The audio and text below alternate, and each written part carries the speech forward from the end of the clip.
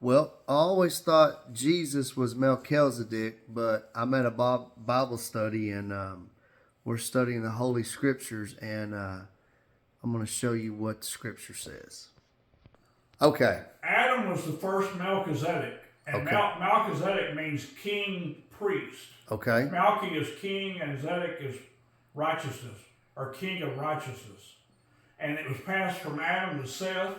Seth became the next Melchizedek, and then Enos, and then on down to Noah. Noah was the Melchizedek in the antediluvian age before the flood, and then he was the Melchizedek after the flood. And it passed from Noah to Shem. And in the book of Jasher, it says that Shem is the actual king priest that met with Abraham after the battle of the kings, and he came and brought wine and bread to Abraham and refreshed him. And Abraham gave a tenth of all the spoil that they took from the kings that he tithed to Shem. All right. This is the book of Jasher, chapter 16. Mm-hmm. And Jasher is mentioned in the King James Version as being a book of scripture that they took out of the Bible and is no longer in there, but it's part of the Apocrypha books. Mm-hmm. And in the chapter 16 of Jasher, in verse 11, it says, and Adonizedek, which is another name for Melchizedek, king of Jerusalem, the same with Shem, went out with his men to meet Abram and his people with bread and wine, and they remained together in the valley of Melech. And Adonizedek blessed Abram, and Abram gave him a tenth from all that he had brought forth from the spoil of his enemies, for Adonizedek was a priest before God. He was actually the Melchizedek priest at that time. And before Shem, it was Noah. And after Shem, Eber, I think Eber was his grandson, Mm-hmm. became the Melchizedek. And then the Melchizedek priesthood started with Adam and ended with Moses, when Moses basically baptized Aaron and his sons. Then the Levitical priesthood came into being, was born. But then at the end of when Messiah returned, John the Baptist was the one who was supposed to be the Levitical high priest according to the lineage.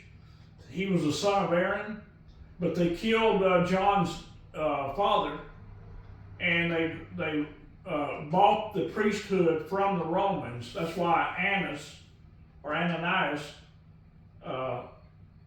was the high priest, and he wasn't even a descendant of Aaron, so he was an illegitimate high priest.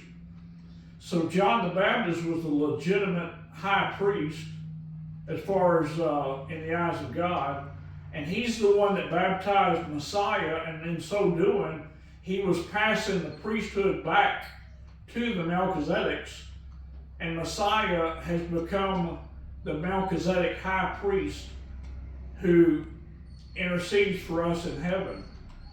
And in Hebrews, we can see that it says,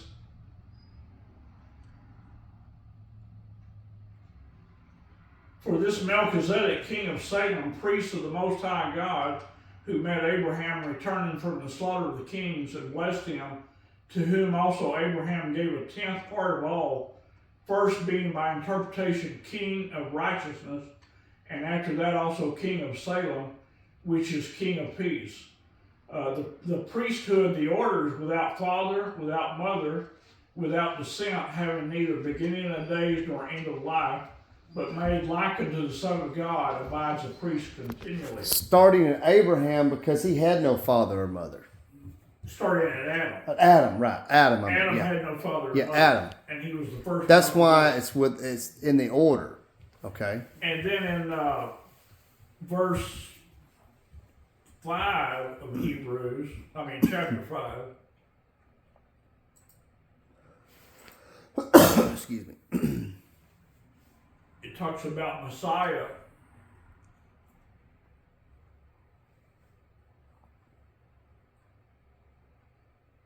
and being made perfect. Chapter 5, Hebrews 5:9, and being made perfect, he became the author of eternal salvation unto all them that obey him, called of God a high priest after the order of Melchizedek. So Messiah is the Melchizedek high priest who is in the heavens interceding for his people today. Ready? In Matthew 11:11, the disciples were asking about John the Baptist, and Messiah said, "Verily I say to you, among them that are born of women, there has not risen greater than John the Baptist. Notwithstanding, he that is least in the kingdom of heaven is greater than he." And the reason that is, he's talking about the priesthood. John the Baptist was of the Levitical priesthood, Which was lower than which is a lower priesthood to the Melchizedek. Right. And the least in the kingdom of heaven, or during the millennial reign, they will all be Melchizedeks, as mentioned in Peter, 2 Peter, I believe it is. Let me find it here. All right, go ahead. In Exodus 19:5, God said, "Now therefore, he's talking to the children of Israel at Mount Sinai, he's talking to Moses, and he tells Moses, tell the people, now therefore, if you will obey my voice indeed, and keep my covenant, then you shall be a peculiar treasure unto me above all people, for all the earth is mine, and you shall be unto me a kingdom of priests," or king priest, which is the definition of Melchizedek. Melchizedek means king priest, or kings of righteousness, and a holy nation. These are the words which you shall speak to the children of Israel. And then in Peter, ready? In 1 Peter 2:9, Peter's basically quoting from Exodus 19:5, and he says, "But you are a chosen generation, a royal priesthood, a holy nation, a peculiar people, that you should show forth the praises of him who hath called you out of darkness into his marvelous light, which in time past were not a people, but are now the people of God, which had not obtained mercy, but now have obtained mercy." We will be those who are believers and who are faithful to Messiah. They will be Melchizedek priests in the millennial reign, the 1,000-year millennial reign. So we will be king priest at that time. Many people believe that when it talks about Melchizedek in the book of Genesis, that it was Messiah. Or Hebrews. Hebrews, yeah. And in Hebrews. But he is actually in the order of Melchizedek. The order began with Adam, went down through the patriarchs to Moses, and then it was paused at that time, and then when Messiah came, the Levitical priesthood handed the priesthood back to the Melchizedeks, and Messiah is the Melchizedek high priest today, and he is the end of the line. There will not be another Melchizedek high priest. He is the high priest forever. Okay, the patriarchs, Adam being the first Melchizedek, he was to instruct his sons in righteousness. So he instructed Seth. He wasn't able to instruct Abel because Cain killed Abel, and Cain was not a righteous man, but the next righteous son was Seth. So he instructed him in all the ways of the Melchizedek, and Seth became a Melchizedek, and he instructed Enos, and Enos became a Melchizedek after that, and instructed his son, Canaan. They had other sons beside this, but this was the one that the line was to go down through according to the Lord. And so each one of these were Melchizedeks, and out of that line, out of all the children they had, they were instructed on which one was to inherit the Melchizedek priesthood, and they would train that person up in all the ways of the Lord, so that they would walk in righteousness, and not only walk in righteousness, but teach others to walk in righteousness. And so Enoch was a Melchizedek, but he didn't die. He was taken, and the Melchizedek priesthood passed to Methuselah, his son, and then from Methuselah it actually bypassed Lamech, who Lamech was not that righteous of a man, and it passed to Noah. And from Noah it went down to Shem, and then... That's who Abraham met after the slaughter of the kings, was Shem, right. according to the book of Jasher. Yeah, Shem actually lived longer than Abraham. He was the Melchizedek. Right. And from Shem, I believe the Melchizedek priesthood passed to Eber. Shem and Eber had a school that they actually ran, and Abraham sent Isaac to that school to learn righteousness, and Isaac sent Jacob there. You can read about that in the book of Jasher.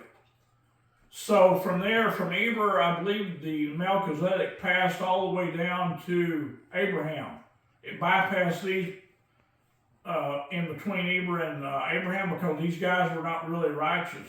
Like Terah, Abraham's father, was involved in idolatry, and so they could not be. They were disqualified from being Melchizedeks. Abraham trained Isaac to be a Melchizedek. Isaac trained Jacob, and then he also sent Jacob to receive training from Shem and Eber. About Joseph. And Jacob was training Joseph to be a Melchizedek, and when they faked his death, when the brothers faked his death because they were jealous of him, and they sold him into slavery, Jacob was just destroyed emotionally, because from what he understood is God wanted Joseph to be the next Melchizedek, and how could he let Joseph be killed by a wild animal?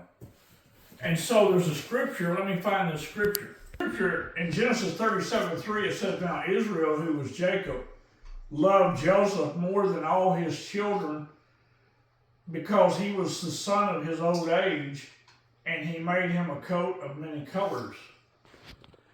There was a Hebrew scholar that actually studied this scripture, and what this actually is saying is that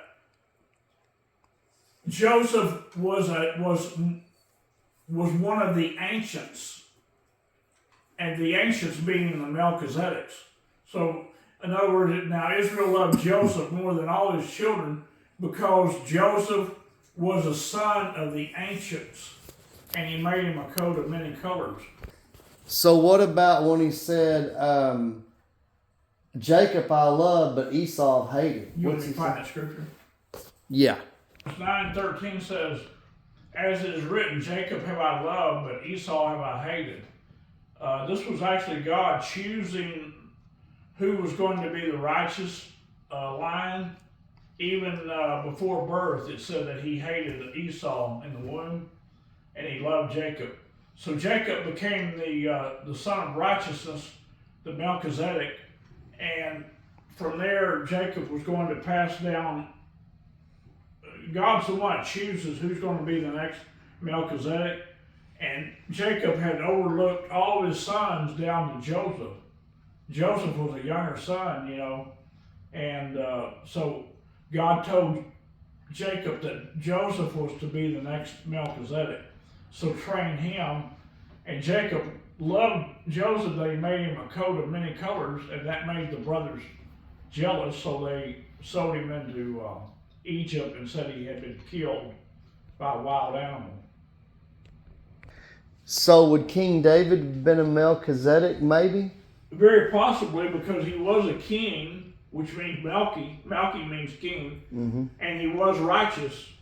And Messiah come out of the loins of... Messiah was born through the line of King David. Right, right. So King David could have very well been a Melchizedek. But we're not sure. We don't. Right. Okay.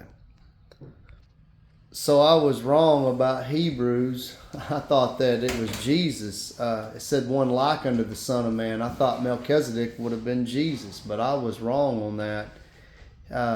He come in the order of the Melchizedeks. Study it for yourself. Check it out. It's pretty interesting. Thanks for watching.